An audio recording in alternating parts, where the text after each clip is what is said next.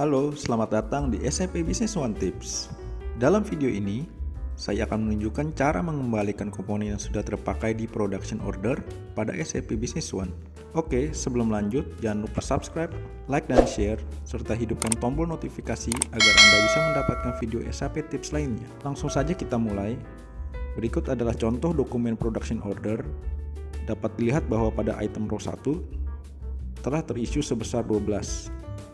Untuk cara mengembalikan item ini yaitu dengan melakukan receipt from production yang dapat diakses melalui menu production, receipt from production. Lalu pilih tombol return komponen. Setelah itu pilih nomor production order.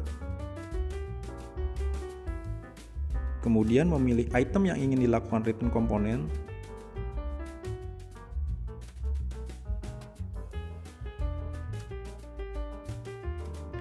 Jika sudah selesai memilih item, user dapat menekan tombol Add, maka item akan berhasil dikembalikan ke dalam inventory. Kemudian coba cek kembali ke production order. Jangan lupa untuk refresh terlebih dahulu.